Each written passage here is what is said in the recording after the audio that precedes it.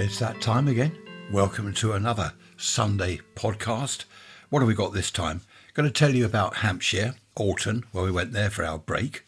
Prefabricated building. It's got some photos of that. Go to rants.info.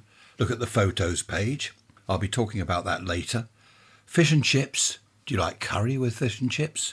Salt and vinegar. Gravy. Some people have gravy. The magic roundabout. Talk about that. Shoes, website loops, team building, and goodness knows what else. Before we get into that, 15 centigrade, which is 59 Fahrenheit, 88% humidity, 10-12 millibars, and the flag is blowing a bit of a hoolie from the west. Raining as well. Do you know, at 7 o'clock this morning when I did these measurements, it was dark. 7 o'clock and it's dark. We've got Storm Amy coming in. Well, they have up north, Scotland. Down here in the deep south, I think we're okay. We're going to miss most of it, but the wind is getting up a little bit now. Apparently Storm Amy, they reckon 90 mile an hour winds or gusts of wind up in Scotland, so it's going to be pretty hairy up there. Anyway, without further ado, let's move on. Welcome to Harry from Canada, a new listener. Welcome aboard, Harry. Hope you enjoy all the episodes. You can go back over the whole 6 years that I've been doing this. Be 7 years, won't it, next April? Yes. How time flies. They're all listed, depending on where you are. I don't know where you're listening to this, Harry, but you can go back over the whole lot and listen to them all. If you've got the time, that is. Ray, nice to hear from you. Ray made an interesting point. Mum and Dad in the old days, what did they watch on television? That is a good point. I'm not sure what my parents watched on telly because we had children's hour, which was between 5 and 6 in the afternoon. And after that, it was adult stuff. So I watched children's hour when I was young. When I was a bit older, I was, 8, 9, 10. I was listening to shortwave radio during the evening. I was playing about with radios and things. I don't know what they watched. Ray mentioned a lot of cowboy films back then. There was Bonanza. I think that was 3 o'clock Sunday afternoon. Do you remember Bonanza with Hoss and Ben Cartwright? Dun dun dun dun dun dun dun dun. Do you remember the music? Fantastic. Rawhide. I used to watch Rawhide in the evening, once a week I think that was. Champion the Wonder Horse. The Lone Ranger. There were so many cowboy type films on back then, films and programmes, weekly episodes. But the TV really was full of cowboy stuff, western stuff. My parents, what did they watch? There were the Brothers, I don't know when that was, the Brothers, the Power Game, I remember the Power Game, things like that. I'll have to have a look online. But good question though, Ray. What did Mum and Dad watch? I don't know that they watched a lot of TV. In fact, I remember them having the radio on. Probably more than the telly. When I was very young, I liked Bill and Ben, the Flower Pot Men, the Wooden Tops. Who remembers the Wooden Tops? Andy Pandy. That was great. This is when I was very, very young, of course. Later on there was, what was that Torchy Boy? Was it Twizzle, the Torchy Boy or something? Lots of weird stuff. What I do like, I don't know whether it's still on. I used to watch it a few years ago with the grandchildren when they were little. Was the Night Garden. Who's seen the Night Garden? I think it's written by people who are high on drugs. Seriously, it's wonderful. What is it you've got in there? The Inky Pinkies or something? The Poodle Woodlers? Fantastic. Or another programme from the very old days was The Magic Roundabout. Who remembers The Magic Roundabout with Brian and Zebedee and all that lot? That was really good. I think that was it German? Originally, I saw something on the telly about that some time ago. I think it wasn't English anyway, it wasn't a British thing. We took it or bought it or whatever from whoever and then put an English voice onto it.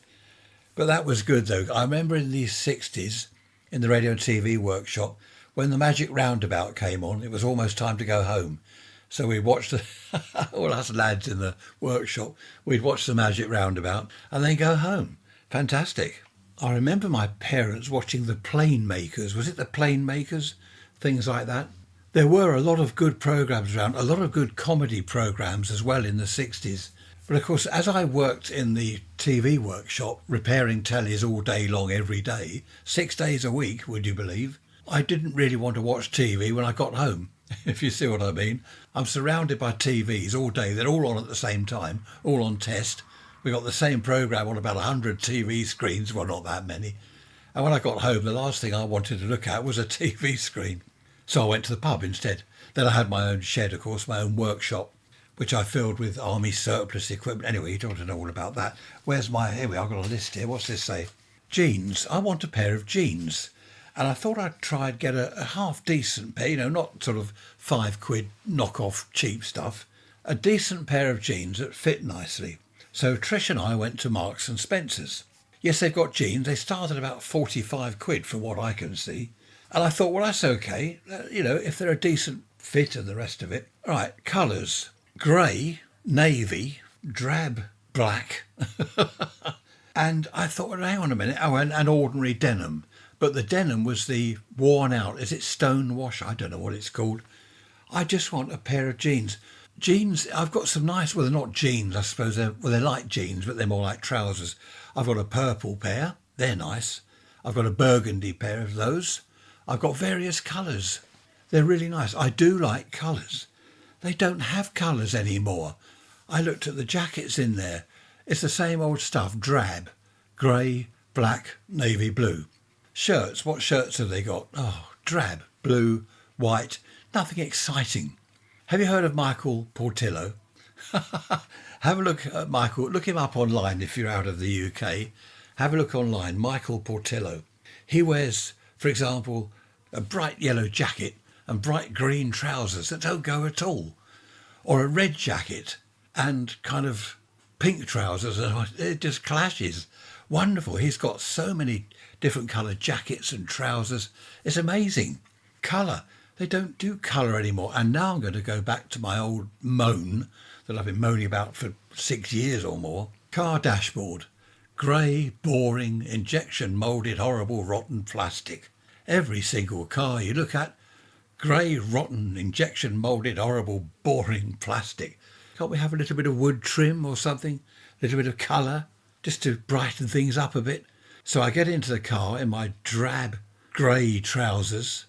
So I match the drab grey dashboard. I've got my grey jacket on. What a bore.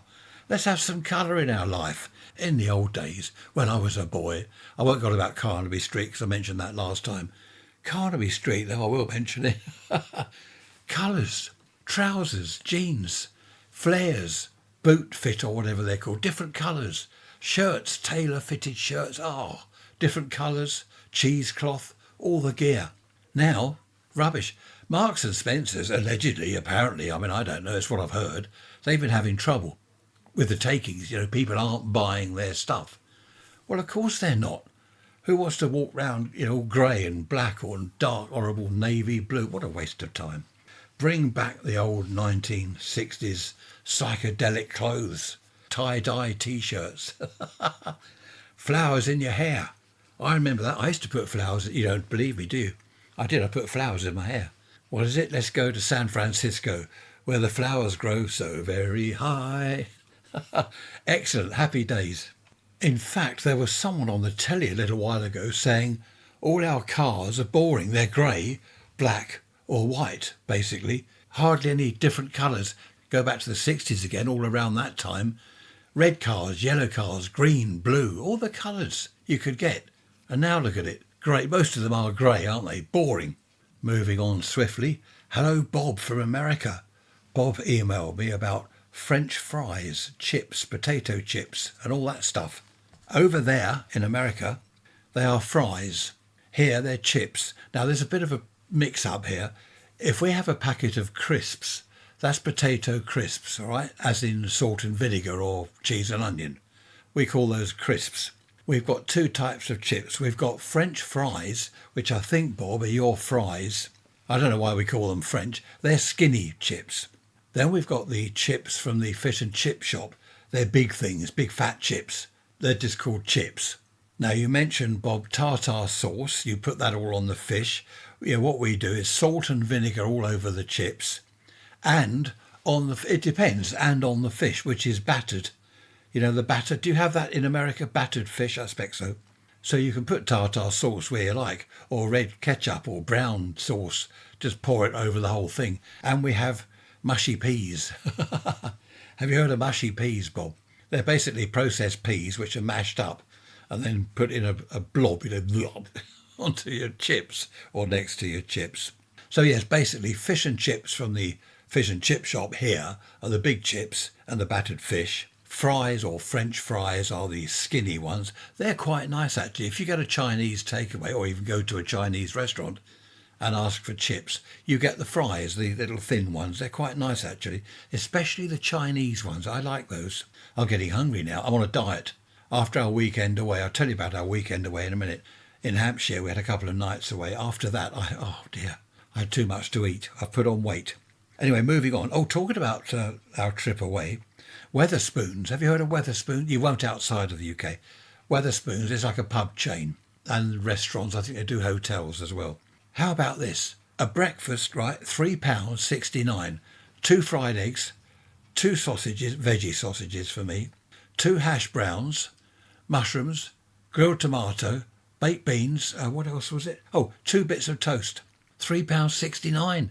That is incredibly cheap. Why is it so cheap? The beer there. What was the beer? £1.60 or something for a pint of best bitter. £1.60. Stone the Crow in the hotel where we stayed. Well, it's a hotel, of course, but in the hotel where we stayed, my IPA beer, I only had a couple in the evening. Couldn't afford any more. That was nearly £5 a pint. I suppose that's not bad for a hotel these days. So, Bob, yes, that's the fish and chip business sorted out. There are oven chips, what we call oven chips. They are skinny sort of fries. Is it McCain oven chips? You can look all this stuff up. If you're abroad and you think, what's he on about now? What are McCain oven chips? Just look it up online, put it into Google, and it'll all come up and explain everything, no doubt. Talking of food, Trish was unloading all the shopping the other day. I was helping. And I saw broccoli in a packet. I said, well, that's nice. Had a look at it. From the Netherlands. Okay, Netherlands, right. I don't know why we can't grow broccoli, but there you go. Cucumber, lovely cucumber. I said, look at that, that's nice. Look at the label. From Spain. Can't we grow cucumber? What's the matter with us here? Can't we do anything? Other, tomatoes, runner beans, Egypt. And where's British stuff? Don't we grow anything anymore? What's the matter with our lot? I don't know. Boring, isn't it? It's a bit like grey dashboards. It's boring. I'll tell you about some team building in the village hall in a little while. That's a page turner, that is. You've got to keep listening. They do this on the telly, don't they, on the news. Coming up shortly is blah, blah, blah. And everyone's thinking, oh, I want to watch that. But they make you wait. You have to wait and wait and wait. Then they talk about it. And that's what I'm going to do about team building in the village hall. It was hilarious. I said earlier that the magic roundabout was German. It's not, it's French. I looked it up. It was a French thing to start with. And then we got hold of it. No doubt we bought it from them or the rights or whatever. And we dubbed our English language on it. So that's that. Another thing about fish and chips that I forgot to mention. First of all, it's curry sauce, isn't it? Some people like curry sauce with fish and chips. I don't. Or gravy. People put gravy on fish and chips. I think that's an up to north like. Up there they do that, which is good. Nothing wrong with that. I was saying to someone the other day, I like jam and banana sandwiches. Marmite and banana sandwiches. That is nice. Marmite and banana. Some of you are going, oh no, oh, dreadful. Others are saying, I quite like that. This all arose because we were talking about, was it somewhere, some restaurant or cafe or whatever, doing marmalade with bacon sandwiches. So you've got your bacon sarnie with marmalade in it. And I said, well, surely that's not too odd because on pork, you have apple sauce. On turkey, you have cranberry sauce. So on bacon, why not put some marmalade on it? All these strange individual things. Quite interesting. Just want to mention websites. Aren't they awful? Our bank. We were trying to do some online stuff with the bank. It's a pain, honestly. We were an hour. You click on a place. It says click here to go to so-and-so. So you click there, then click here. Right, we've done that.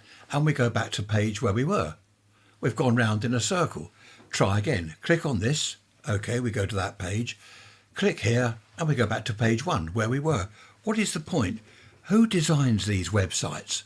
What sort of idiots are they? They're mad. I think they need help. They need therapy.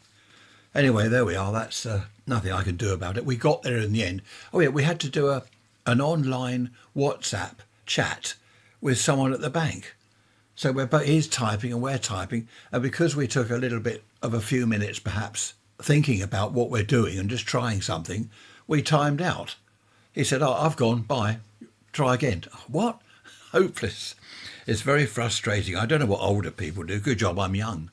I was talking earlier about jeans. You can't buy jeans, well, you can if you want dull, old, badly fitting jeans that cost a fortune.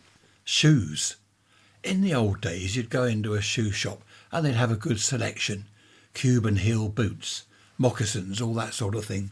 These days, shoe shops, well, there aren't any shoe shops left, are there? We had a big one just out of town in some, what do they call it, retail business park or some nonsense, some rubbish. They had a load of shoes there. I'm size 11. They had very little in my size. If you've got little tiny feet, wonderful. All sorts of selection of different shoes. If you're like me, size 11 or 12 even, as some people are, or more, next to nothing. Hopeless, absolute disaster. Buying shoes and clothes is a nightmare. You want to hear about the village hall, don't you? The team building in the village hall. Right, let me get my notes together for that. Many years ago, I was in the village hall doing something or other. Can't remember what it was. And there was this group of people. There must have been perhaps 12, 15 people in this group.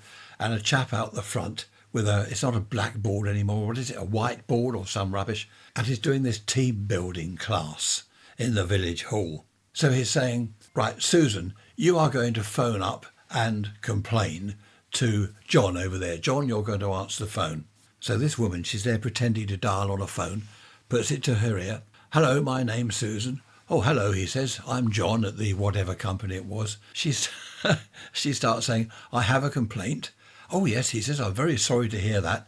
And they're doing all this. It's role play, isn't it? And I'm just standing at the back of the hall watching all this and listening to all this. And others joined in. It was hilarious. Some other woman joined in. She said, hang on, no, he wouldn't say that on the phone. The chap at the company wouldn't say that. And he said, "Well, you don't know, I'm on the phone. You're not meant to be listening to my phone call to Susan." And an argument ensued. There's a word. They all started arguing. Some people were backing Susan with her complaint to the company. They were saying she should get a refund. That's not right. You should be reported to the trades description people. They all seemed to think it was real. And it's role play, obviously. I'm at the back of the hall with a couple of people. We're all laughing, trying to stifle our laughter. And it got totally out of hand. And this chap at the front would say, no, hang on. No, Susan, can you wait a minute? No, John, can you just hang up on Susan for a minute? Other people were saying, oh, so that's what it is it? You hang up on a customer. A customer's got a complaint. They're very unhappy. And you're suggesting that he hangs up. Well, that's good, isn't it? That's good PR for the company. It just went on and on like this. Honestly, it was hilarious. In the end, they all walked out. There was Susan's team, John's team. They took sides. They walked out. And this poor chap's left up there at the front, collecting his notes together and his bits and pieces, putting the whiteboard away. It really was funny to watch and listen to. I think they were all from one company. It was sort of team building and PR for the company, teaching them how to answer complaints, how to deal with complaints. So, of course, when the chap said hang up on the customer, hang up on Susan, everyone erupted. You can't do that. It was hilarious. I missed, unfortunately, the meeting had been going on for about half an hour. I missed the first half hour. I would imagine that was as hilarious as the last part that I heard. There we are. I've seen this sort of thing on telly where they do role plays and stuff. It's useless. What is the point? Why do companies have meetings about having a meeting? They do, don't they? Well, have a meeting about arranging a meeting. It wasn't like that in my day. Also, these days you can't sack people. I know one or two places, I'm not going to mention names or companies or anything, where they've had dreadful staff, really dreadful chap or woman, and you can't sack them. I'll tell you what they do. They promote them to get them out of their department. Promote him. He'll go upstairs to the other department. Let them deal with him. So he gets promotion and a pay rise just to get him out of your area, out of your office. It's weird, isn't it? It wasn't like that in my day. You get the sack. Any messing about, that's it, you're out. You remember I talked about planting tulip bulbs. I bought 20 tulip bulbs, planted them all out exactly as it said, so many centimetres deep, so many centimetres apart. Well, I had 20. So I did a row of 10, then another row where I could only get 9 in because they were staggered. I had one left. one tulip bulb left. So I left it there. I thought I'm going to do that later. I'm just going to go and make a cup of coffee. I went indoors, wondering what to do with this last one. I thought, I don't know, should I put it there? Should I put it in a pot somewhere? Had my coffee, went back out there. It had gone. My tulip bulb's gone. Well, where's that? I'm looking round. I left it there. I'm sure I left it there. Then I saw the culprit. There was a squirrel. He wasn't eating it. I reckon he's buried it somewhere. So next April or May, when they're meant to come up and flower, they'll probably come up before then, I will probably find a stray tulip somewhere growing in the middle of the lawn or growing in a border somewhere. So that was quite funny. That squirrel, he is a little monster. We give him these monkey nuts. Just put some outside the back door each morning for him. He's there waiting. He now comes in on the mat into the kitchen and he's looking up, little hands on his chest. He's looking up. I'm starved. I haven't eaten for 3 weeks. Then he goes out and buries my tulip bulb somewhere. It'll be quite interesting actually next spring to see where it pops up. Just going back to monkey nuts, several of you asked what they were when I mentioned them a few weeks ago. They are peanuts, but in the shell. You know, you get 3 or 4 peanuts in the shell. I don't know why they're called monkey nuts, probably because monkeys like them. Perhaps we should call them squirrel nuts. What the squirrels do, though, they bury these peanuts in the lawn all round the place, in pots and the borders, and then we get peanut plants come up, actual little peanut plants, and I have tried to cultivate them, but they don't seem to do a great deal. I don't think they like the environment here. Perhaps it's not hot enough for them or whatever, but they do actually grow. We've had peanut plants pop up all over the place. Now we're going to have a tulip bulb. Let's move on to our trip to Hampshire. Hampshire. Lovely county. New Forest is there. Really nice county. Lots of lovely towns. We went to Alton. We stayed there. We went there Monday, had all day Tuesday and back Wednesday. So on the Tuesday we went to the Rural Life Living Museum in Tilford. Tilford, Tilford. And it was a fantastic place. You know, we have been there before, many years ago. It was a wonderful place. It's a huge open air type place, rather like Amberley Museum, but a lot bigger. There's a railway that goes all round the outside of it. That wasn't running, unfortunately. I met a chap I know. I was looking at this diesel engine and a voice shouted out, "Hello, Ray." I thought, who's that, Ray? Who knows me here? I run the Radio Workshop website for members and I do weekly videos and all that. And he's one of the Radio Workshop members, all to do with vintage valve radios and things. And he's one of the members and he recognised me. "Hello, Ray." I said, "What are you doing here?" Gary, his name. "Hello, Gary. Do you listen to the podcast? If you do, lovely to meet you." And in Hampshire at the museum. He had just started up a diesel engine. He'd been working on it and started it up. I will be making a video, of course, of the diesel engine for those interested. No, not me, you're all saying. No one's interested. Right, well, I shall put it on raysrants.info under videos. Not at the moment. It's going to take me a few days to do that because I've got quite a bit to get on with. But it was lovely, this museum. They've got all old ploughs and farm machinery, tractors, fire engines. Well, it goes on and on. Look it up if you're interested. Rural Life Living Museum, Tilford, Tilford. Fantastic place. Little cafe there. Lots of woodland, which I like, of course. They had a blacksmith doing his smithying or whatever he does. I heard the kind of clang, clang, clang, and I said to Trish, "That's a blacksmith." We followed the noise, the sound, and there he was, blacksmithing.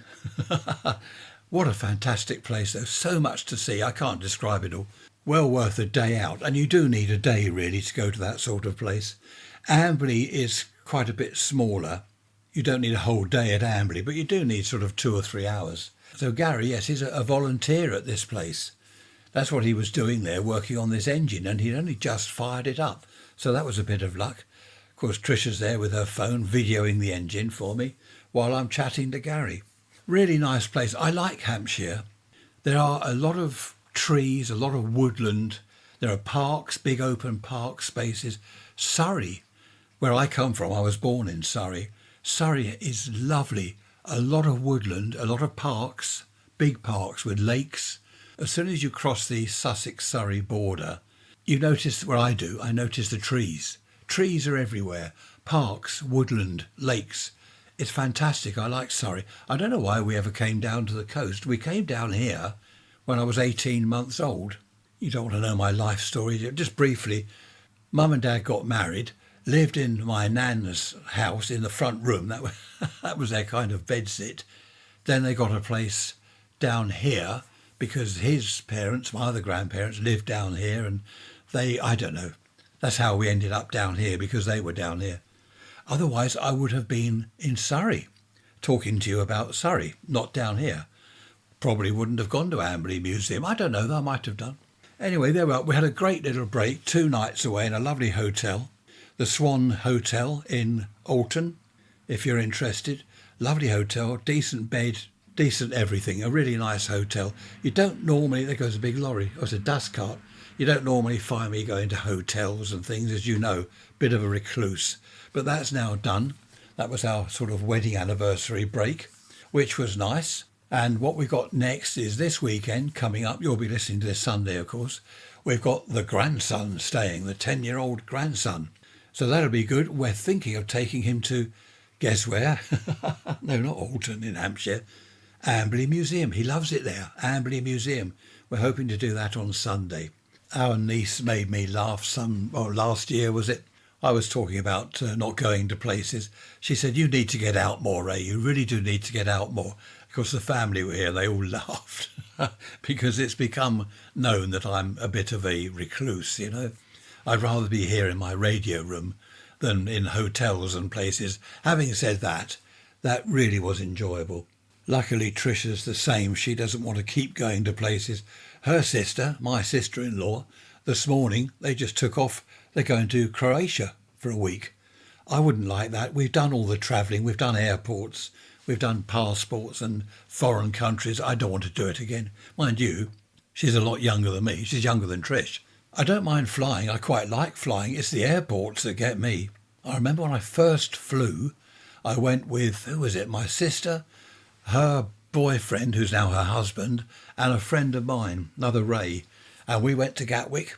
We got on an aeroplane. This is the 70s, early 70s. And we went to Spain. And they pour sangria, isn't it, down your throat and things. And I don't know. There's all these shops. English fish and chips. Watney's Red Barrel. English pub. I hadn't gone there to go to English pubs and have beans on toast and English fish and chips. I'd gone there to see what Spain were like and what the Spanish were like. Of course, all these English bars and places and cafes, they're packed out with people. Not my scene at all. I have been to Spain. When did we go last? Oh, my parents moved out there. That's many years ago, and we went out to visit them there a couple of times. I prefer Portugal to Spain. I don't know why. I just like Portugal. It's a nice place. Anyway, enough of that. Let's get back to the good old days in England. There'll always be an England while there's a country lane. Sorry about that. I do apologise. Do you remember that song? I quite like that. I'll tell you why I burst into song there, because I've been doing that once or twice recently. If I think of a record that I'm talking about, or a band or something, I just sing a line or two. Someone, mentioning no names, emailed me and said, can you not sing? No, I can't sing. What they meant was don't sing on the podcast episode. I can't sing, but I will. I'll try, just to annoy you. This isn't about politics, but our government are now talking about a doctor in your home, a doctor in your lounge with you. Well, they're sort of twisting things a bit, because they then go on to say, on your iPad. You can talk to your doctor on your iPad. Presumably it's a video chat, and you can show him bits of your body. Say, look, see that elbow, see that, see my knee. You see other bits here, look. What do you think? I don't know if that's going to work. Of course, in the old days, doctors did go out and about, didn't they? Our doctor, he had an MGB sports car, and he'd pull up outside the place, come in with his bag, little MGB. Wonderful, loads of money.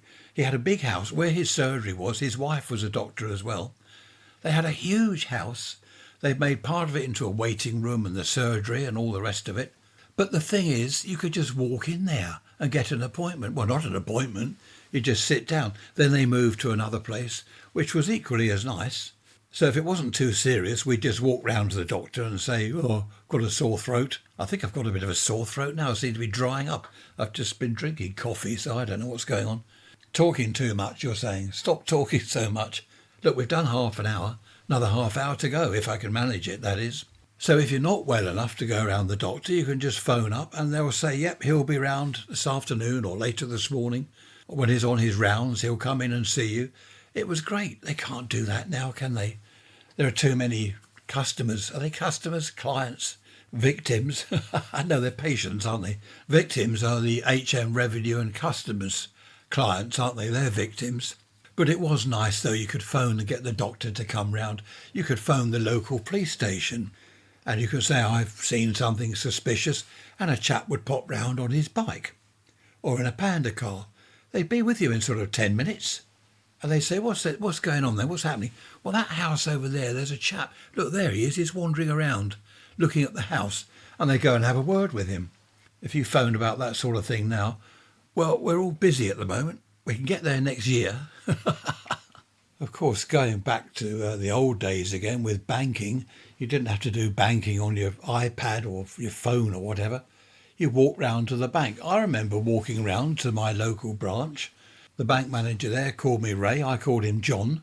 We were not exactly friends, but we knew each other. We'd pass each other in the street. Hi, John. Hello, Ray. All right? Yep. I'd go in there and have a chat with him. You didn't have to make an appointment. I remember wandering in there on more than one occasion and just saying to one of the people behind the desk, could I see John if he's got a minute? Yeah, hang on. They'd disappear, come back, and John would come out. Yeah, oh, come in, Ray, come in. You'd have a cup of coffee. I remember that. It was only a small branch, fair enough. It wasn't in the middle of a big city, so really busy all the time. But it was lovely, just being able to go in there and have a chat about whatever, you know. It was really nice. These days, I don't even know. Have we got a local branch? I don't know. We've got a branch in town. Are there any branches left? Are there any police stations left? They've all gone. Isn't old Sadiq Khan closing down loads of police stations in London? I read somewhere. Probably false information or fake news or something. I don't know what to believe these days. So the police stations have gone. The post offices have gone. The pubs have gone. A lot of the doctors' surgeries have gone. The doctors' surgeries, now I know this for a fact, one in a certain town, one closed down, and 17,000 patients they had to go to the next nearest doctor's surgery. They had to take on an extra 17,000 patients. Now, they already had waiting lists for things already to see the doctor. You had to wait 2 weeks. Taking on an extra 17,000 patients, with no extra doctors, no extra nurses, no extra receptionists or anything, it nearly crippled them. They just couldn't cope. So I don't know what's going to happen eventually. I really don't. I was looking at some little ones. There were some 5-year-old kids, I think about 5 years old, 2 coach loads at this museum we went to in Hampshire. 2 coach loads of children turned up from some local school. And someone said there's 150 on each coach. 100 kids. They divided them up into groups. So one group was there, lots of different groups of, say, 12. And it was lovely to see them all running around the forest and running in and out of huts and looking at things. But what I was going to say was, I thought when I looked at those little ones, what sort of life have they got ahead of them with everything closing? Doctors, banks, pubs. They'll need pubs, those little lads. They'll want to go into the pub for a beer with their mates. There won't be any pubs left by the time they're 18, old enough for a beer. Unfortunately, it's going to be their problem. Well, we've caused their problem, haven't we? It's going to be their problem. The kids will have to sort it out. Goodness knows how. Just had a news flash. Patricia Routledge has died at the age of 96. She played Hyacinth Bouquet. Do you remember? Keeping Up Appearances. Hyacinth Bouquet, spelt Bucket. Bucket. People would call her Mrs. Bucket and she'd get annoyed. So she's passed away. She was a wonderful actress, actually. She used to do monologues on telly, which I really enjoyed. Just her sitting there doing this monologue. I met her once locally. She was at some, I don't know what it was, some thing or other going on. And I went up to her and I had a monologue that I'd written. And I said, excuse me, would you have a read of this? She said, send it to my agent. I can't take it. Which is fair enough, you know, she's with a load of people, she's doing some thing, whatever it was. It wasn't a fate, it was something to do with war veterans or something. Anyway, she said send it to my agent. I didn't bother in the end because it was probably rubbish anyway. Dear, happy days. But anyway, that's sad she's passed away. So many people are passing away now, aren't they, on the telly, talking about TV programmes I used to watch when I was a kid and my parents watched. Of course, anyone in those programmes in the 50s or 60s, if they were 50 years old back then, well, they've gone now, 40 years old, 50 years old, anyone in those programmes, they've gone. I often say that to Trish. We're watching a film from 1950, and I've said to her, just about everyone in that film, they're dead. They've all gone. Awful, isn't it? What is awful is getting old. Things start sagging and not working and dropping off. Well, no, maybe they don't drop off. I've had nothing drop off at the moment, fortunately. But things start aching. Muscles start aching, muscles that you didn't realise you had. And of course, you can't call the doctor out. Well, you can, but he'll just say, I'm not coming out. You come and see me. I've got an appointment here. How about next year after Christmas? Is that any good? Well, not really. I'll probably be better by then, or worse, or not here. I've just had a text message on my phone. Parking fine that I haven't paid. If I don't pay it immediately, I could lose my licence. Parking fine on the 3rd. What's the date today? It is the 3rd. I haven't been out in the car today. Honestly, some of these scammers. Unpaid parking fine on the 3rd of October. Well, if I parked illegally on the 3rd of October today, how could I have not paid it? Even if I had parked illegally, I probably haven't had time to pay it. It's just happened half an hour. I don't know. Some of these scammers, they're stupid, aren't they? I've had several text messages recently from weird. Oh, the Inland Revenue, you haven't paid your tax. Send us 200 quid now, or you'll go to prison and things. It's rubbish. Of course, older people, Trisha's mum, for example, she gets these text messages and she'll phone us. Oh, I've had this message. Oh, I think did I park somewhere? She gets worried. Older people will worry, won't they? Good job I'm young, as I said earlier. It's not fair, is it? Well, nothing's fair, is it, really, be honest? We have said to her mum, anything you're suspicious of, anything on your phone or your iPad, anything you're suspicious of, phone us. Don't click anything, phone us first. And she does. She's very good like that. She'll phone us, tell us what it is, and then we'll take it from there. We watched a programme last night all about the Flying Scotsman, the steam engine. It had been rebuilt. I don't know when this film was made, quite a while ago, I think. It cost millions to rebuild this engine. They did everything. They went through every nut and bolt, everything. They looked at, they checked, they rebuilt, they replaced where they could. If they didn't have the parts, they'd make the part. I think it was the first steam engine to get to 100 miles an hour. Amazing. The things they used to do with steam, isn't it amazing? Do you know, I used to think, I don't know why I thought it, all you need to do to get steam is boil the water. Okay? Doesn't matter how you do it, coal, electricity, gas, whatever. I used to think, how about a little portable nuclear reactor on your steam engine somewhere? Put it in the coal tender, because there's no coal in there now. That boils the water for the engine. That's a good idea, is it? I know it's not you're saying, because if the engine crashes, a nuclear reactor bursts open and we all get radiation poisoning. But it does seem, though, that steam is so powerful. The reason I'm mentioning this is because I watched this film and just found it so interesting. The power of steam, just steam, that's all it is, can put a whole freight train full of coal or whatever. Just steam, just boiling water. It's amazing, isn't it, really? It's a shame they didn't develop it further. As I said, have another method of boiling the water rather than setting fire to coal and things and having to shovel more coal on it all the time. Would have been good if they'd developed that, taken it further and refined it, made it more, whatever, efficient, because they're only about 40% efficient, weren't they, steam engines?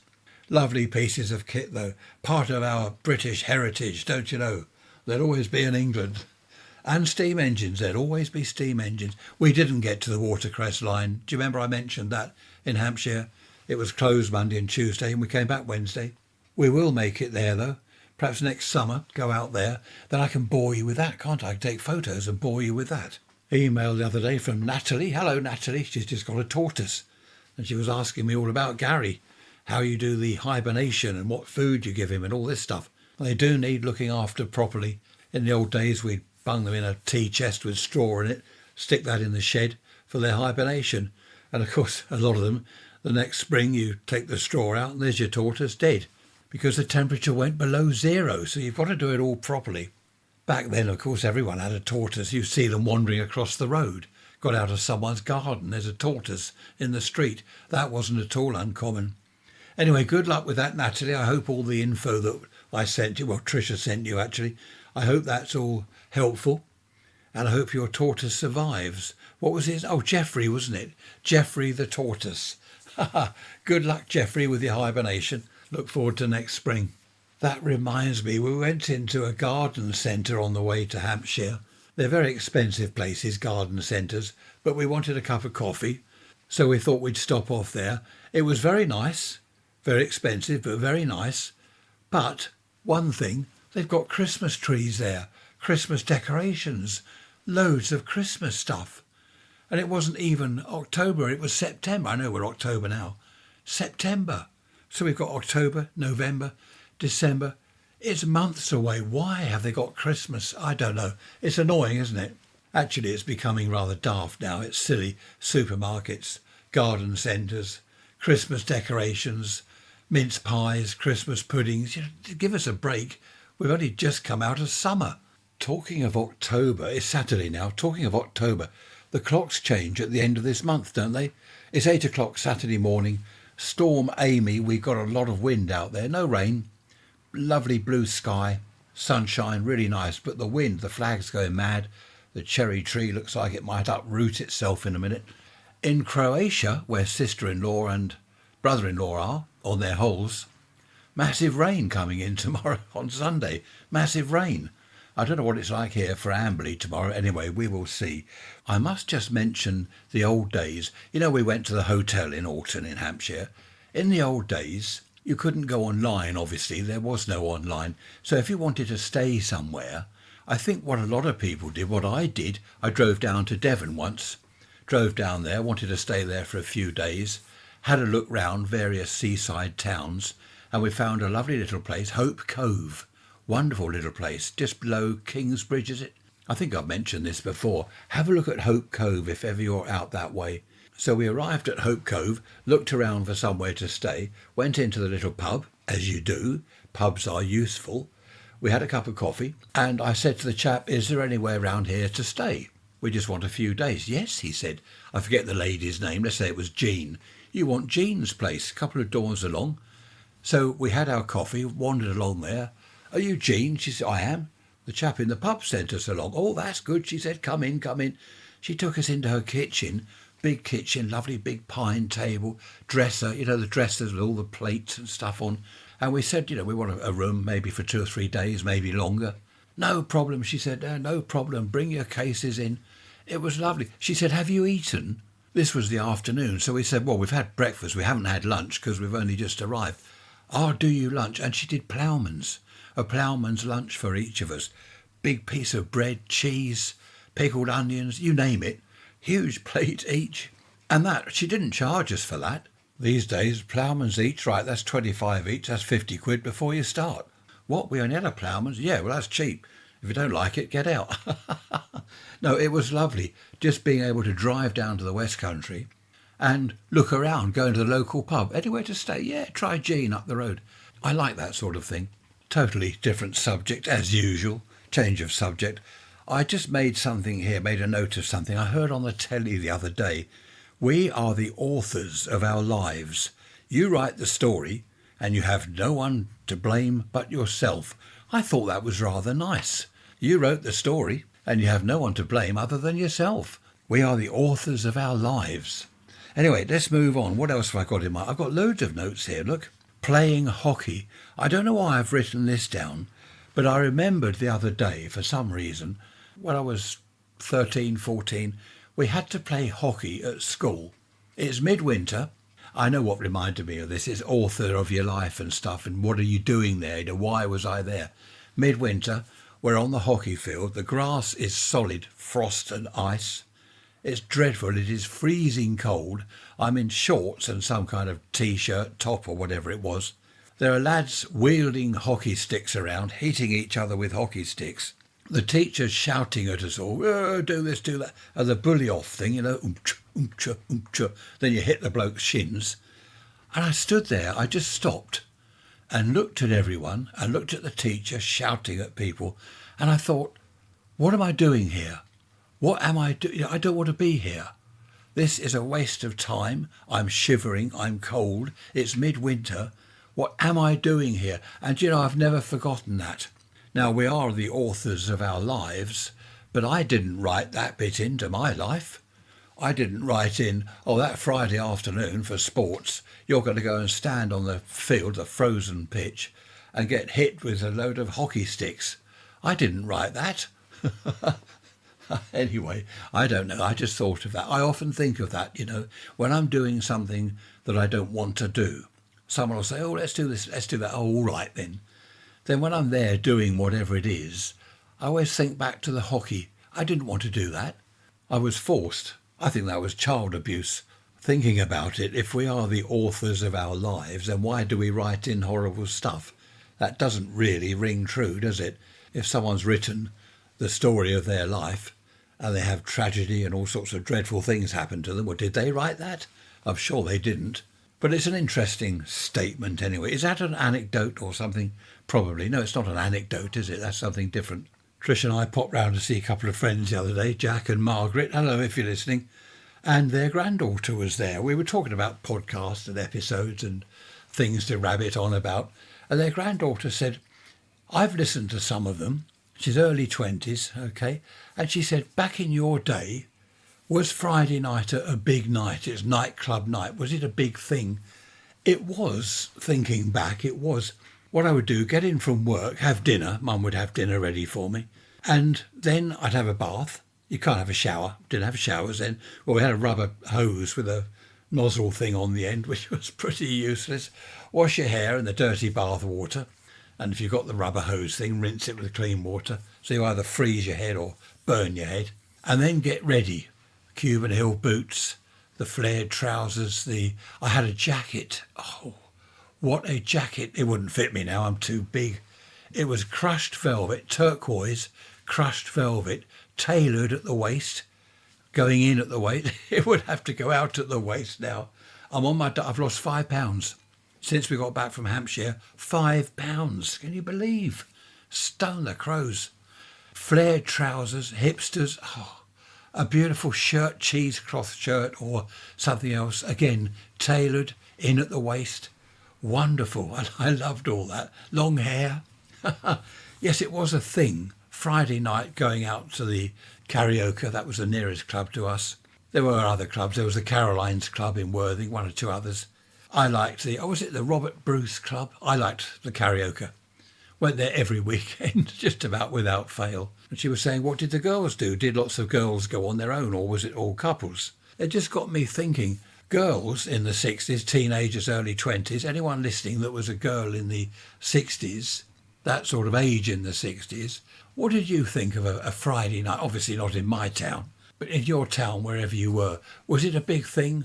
Did you get home from work and, bath time and do your hair, do your makeup? Put on your 1960s PVC white knee-length boots and your mini skirt and all the gear. It was quite a big thing. I remember at work on a Friday, karaoke tonight. Oh yeah, karaoke. Sometimes one of the lads would say suits, so everyone would wear a suit. I didn't have a suit, or a suit, as some people call it, suit. I had a jacket, I had trousers. I didn't have a suit as such. So I'd wear jacket, trousers, shirt and tie. So I sort of looked like I got a suit on. I lost a white tie. I had a white tie and a black shirt. I looked like a gangster. I think the white tie belonged to my dad. Anyway, I nicked it. I borrowed it. After the club, went back to some girl's house. Next morning, realised I'd left my tie there. I don't know why I took the tie off. I just can't think why that would be at all. I had all my other clothes. I had all that. I just lost the tie. Moving on swiftly, before I dig myself into a hole that I can't climb out of. Yes, what was it like? Raise rants at protonmail.com. Let me know. Ladies now that were club goers back in the 60s, do you remember all that, getting ready, doing your makeup and your hair? Big hair in the 60s, wasn't it? Very often big hair, which was good. I love watching the old Top of the Pops programmes from those days. The girls dancing, the lads dancing, dressed up in their jacket and tie. Most of them wore a tie, I suppose because they're on the telly. The girls with their big hair and their PVC boots and things. It was great fun. I love watching the old Top of the Pop stuff. Apart from the music, it's good to look at the teenagers there, the people. So let me know, were you there? Did you go to a club on a Friday night? Did you get ready? Bath time, do your hair, do your makeup?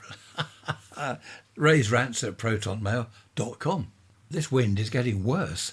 Apparently at Gatwick Airport the wind is 50 miles an hour. There are planes taking off, but daughter number 2, she's off to Alicante, as I said earlier, and she's worried that the plane might be delayed or cancelled because the wind is really bad.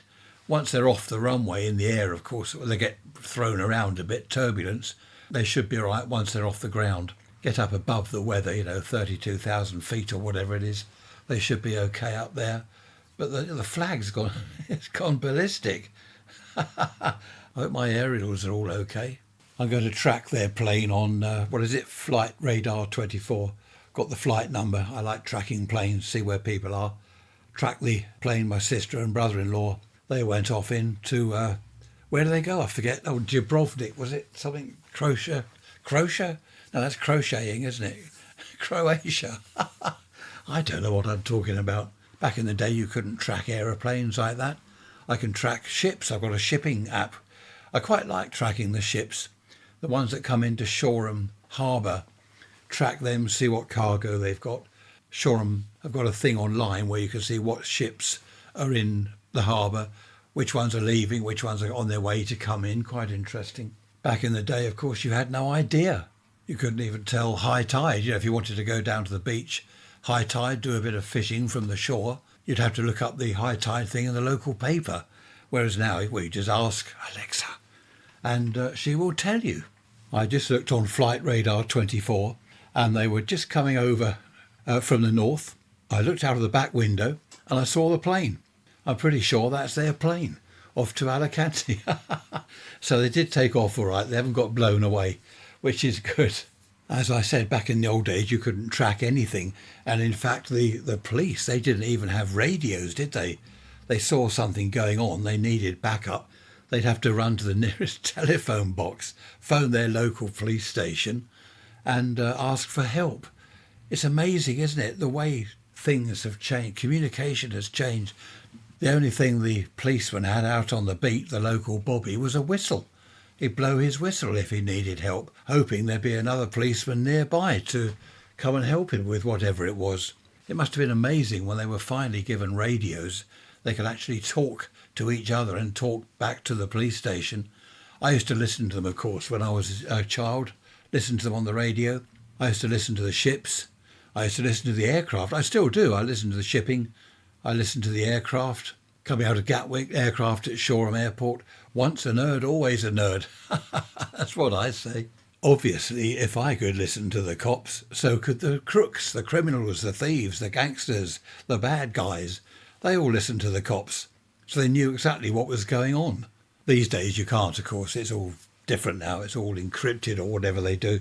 I listened to the police until fairly recently, and I often thought anyone planning a robbery or whatever, they're going to be listening, aren't they? And I think the police had other channels that they could chat on. But again, if you knew where they were, if you knew where to find them, you could listen in. This wind takes me back to my younger days, my younger years. I'll tell you why. Because we had a local orchard, and wind like this just blow all the apples off the tree. All the apples would be on the ground. And the pears, they had pear trees there, so we'd nip through the hedge. There was a wall we used to climb over, but then we found this hedge with a sort of hole through it where other kids had obviously gone through. So all you had to do was sneak through the hedge with a bag, a paper carrier bag back in those days, not plastic, and fill it up with apples and pears. Then go home and say, look, there you go, Mum, make a pie. Get some blackberries on the way home as well from local bushes growing along the side of the road and in the fields or wherever. Apple and blackberry pie, wonderful, and pears as well. Blackberry jam, I love all that. Blackcurrant jam is my favourite. I don't think there are any orchards around here. There used to be a field, a big field, full of strawberries. we'd wander over there at night, a few of us lads, in the dark. You could see the bungalow at the edge of the field where the people lived, the farmer or whatever he was. Massive field of strawberries, no fence or anything. And we'd sneak along between the strawberries, eating them and putting some in bags. It was stealing, wasn't it? It was naughty.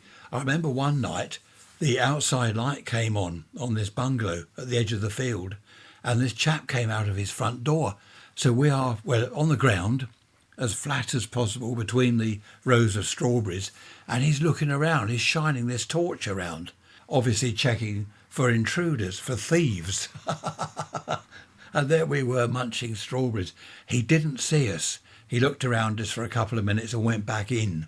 I don't think there are open strawberry fields anymore, are there? There is a pick your own place. I think that's still running. Presumably, I think you could just walk in there actually at night.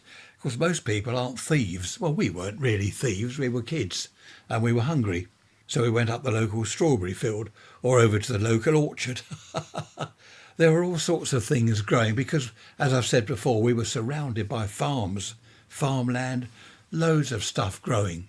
In fact, a friend of mine I chat to on the radio, well, I don't anymore, he's passed away, he was saying that what he used to do, his parents were very, very hard up, didn't have any money at all, and he would go over to the local farm and come back with things like cabbages, carrots, stuff like that for his mum.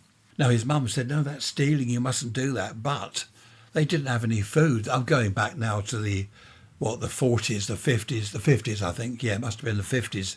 And although it was stealing, she did take the food. She would say, don't go again. I remember him telling me, don't go and steal food again. Of course, when he did, she was pleased, but not pleased, if you see what I mean.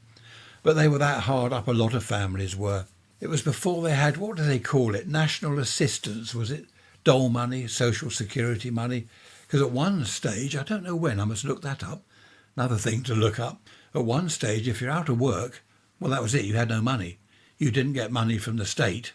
You didn't get, I'm sure it was called national assistance. So what choice did you have? Go and nick food from the local farm.